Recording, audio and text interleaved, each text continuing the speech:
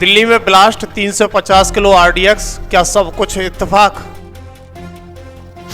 Blast के बाद UP में हाई अलर्ट, जगह जगह छापेमार कार्रवाई। आतंकी शकील की खूंखार गर्लफ्रेंड AK-47 के साथ गिरफ्तार। क्या मोदी योगी थे निशाने पर? एजेंसियां जांच में जुटी। बीती रात दिल्ली ब्लास्ट ने पूरे देश को झकझोर दिया है। जांच एजेंसियां मैदान में उतर चुकी हैं। तमाम सारे राज्यों में हाई अलर्ट है। पीएम मोदी ने साफ संदेश दे दिया है, दोषियों को बख्शा नहीं जाएगा, सबका हिसाब होगा। इधर उत्तर प्रदेश में जांच एजेंसियां ताबड़तोड़ कार्रवाई कर रही हैं। बड़ी बात यह कि दिल्ली ब्लास्ट के बाद यूपी के सहारनपुर, शामली, मुजफ्फरनगर में ATS की छापेमार कार्रवाई हो रही है, जिसमें 4000 से अधिक मोबाइल नंबर जांच एजेंसियों की रडार पर हैं। दिल्ली ब्लास्ट के बाद यूपी ATS एक्टिव हो गई है। ATS पश्चिमी यूपी के कई जिलों में आज सुबह से रेड मार रही है। दरअसल पिछले दिनों पकड़े गए आतंकी के इनपुट के आधार पर यह छापेमार कार्रवाई की जा रही है। तो क्या यूपी में CM योगी निशाने पर थे? आखिर बुर्के वाली महिला कौन थी? बटन दबते ही पूरा शहर हो जाता खाक। और किसने बनाया white collar network biochemical weapon? देख कर उड़ सकते हैं होश। आइए बताते हैं सिलसिलेवार तरीके से। दरअसल दिल्ली में बम ब्लास्ट, उससे पहले फरीदाबाद में आतंकी डॉक्टर का पकड़ा जाना, इन सभी का कनेक्शन उत्तर प्रदेश के अलग अलग शहरों से सामने आ रहा है। इसी कड़ी में पुलिस ने लखनऊ की रहने वाली एक महिला डॉक्टर को फरीदाबाद से गिरफ्तार कर लिया, जिसका नाम शाहीन शाहिद बताया गया। शाहीन शाहिद फरीदाबाद में ही पकड़ी गई। आतंकी डॉक्टर मुजमिल शकील की सहयोगी और उसकी गर्लफ्रेंड भी है, जिसकी कार भी वही चलाती थी। पुलिस ने इसके पास से AK-47 जिंदा कारतूस और कई संदिग्ध सामग्री बरामद की है। प्रारंभिक जांच में सामने आया है कि शाहीन के संपर्क में पाकिस्तान स्थित आतंकी संगठन जैसे मोहम्मद और अंसार गजवत उल हिंद से नेटवर्क जुड़े हुए थे। यूपी ATS आज सुबह से ही पश्चिमी उत्तर प्रदेश के कई जिलों में छापेमार कार्रवाई कर रही है। यूपी ATS पश्चिमी यूपी के सहारनपुर, शामली, मुजफ्फरनगर में रेड मार्च जारी कर रही है। इस दौरान यूपी ATS ने 7 युवकों को भी हिरासत में लिया है और उनसे पूछताछ की जा रही है। क्या पता लग रहा है जांच एजेंसियों को? आइए बताते हैं। दरअसल डॉक्टर शाहीन शाहिद का नाम फरीदाबाद की अल फलाह यूनिवर्सिटी से जुड़ा पाया गया है। वह किसी स्टडी प्रोजेक्ट या फिर हेल्थ सर्विस से जुड़ी हो सकती हैं।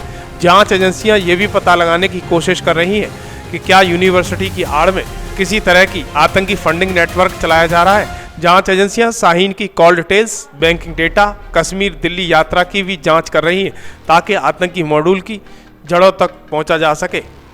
सुरक्षा एजेंसियों की जांच में सामने आई है एक चौंकाने वाली तस्वीर। इस बार मटमैली पोशाक वालों की नहीं, शहर के व्हाइट कॉलर लोगों की प्लानिंग है। डॉक्टर, प्रोफेसर जैसे पेशेवरों के नाम भी मामले में आ रहे हैं।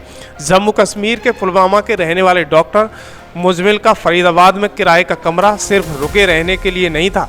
वहां से 350 किलो अमोनिया नाइट्रोजन बरामद हुआ है, जो खदानों में इस्तेमाल होने वाला एक प्रबल विस्फोटक पदार्थ है।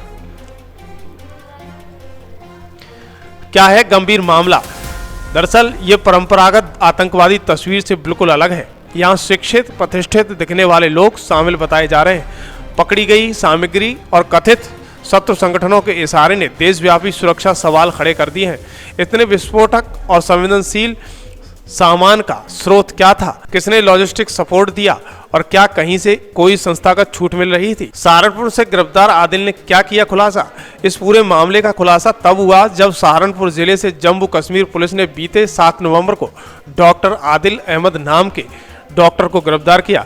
डॉक्टर आदिल अनंतनाग का रहने वाला है। वो जम्मू कश्मीर की गलियों में जैसे मोहम्मद के समर्थन वाले पोस्टर लगाता हुआ नजर आता था।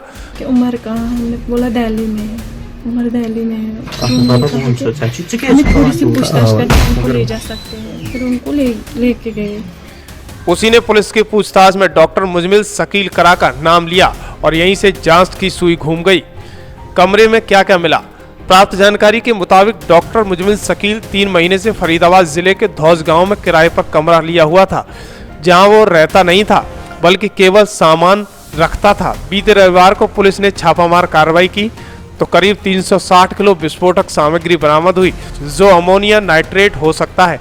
इसके अलावा पुलिस ने असल्ट राइफल, 3 मैगजीन, 83 कारतूस, 1 पिस्टल, 8 राउंड, टाइमर, बैटरी, अन्य डिवाइसेस मिले हैं, जो बड़े पैमाने पर आतंकी साजिश की तरफ इशारा करते हैं। ये वारदात इसलिए दहला देने वाली है क्योंकि ये संकेत देती है कि खतरा अब सिर्फ नक्सल मदरसा मॉडल तक सीमित नहीं, शहरी पेशेवर और गुमनाम व्हाइट कॉलर नेटवर्क से भी किसी बड़े हमले की योजना बना सकते हैं।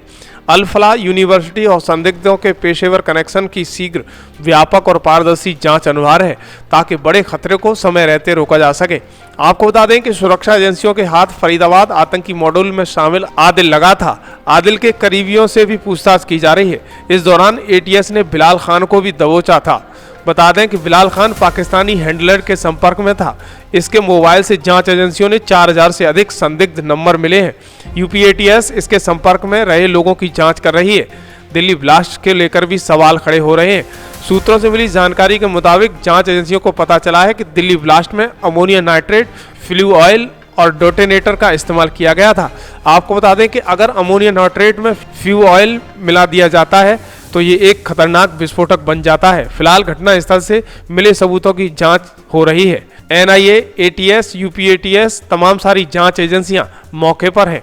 उधर प्रधानमंत्री मोदी ने कह दिया है कि जिसने जो भी किया है उसका परिणाम भुगतना होगा, पाई पाई का हिसाब होगा। देखिए प्रधानमंत्री मोदी क्या कुछ कहते हुए नजर आ रहे थे। जानकारियों के तार जोड़े जा रहे थे। हमारी एजेंसियां इस षड्यंत्र की तह तक जाएगी। इसके पीछे के षड्यंत्रकारियों को बख्शा नहीं जाएगा। All those responsible will be brought to justice.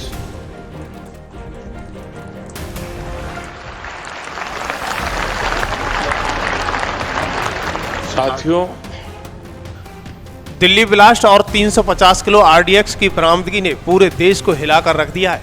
अब सवाल ये है, क्या हमारे ही बीच बैठे पढ़े लिखे चेहरे देश की जड़ें खोद रहे हैं? डॉक्टर, प्रोफेसर, यूनिवर्सिटी सब नाम सामने आ रहे हैं। क्या ये सब सिर्फ एक इत्तेफाक है या कोई गहरी साजिश रची जा रही है? और सबसे बड़ा सवाल, अगला निशाना क्या किसी बड़े वीवीआई पर था?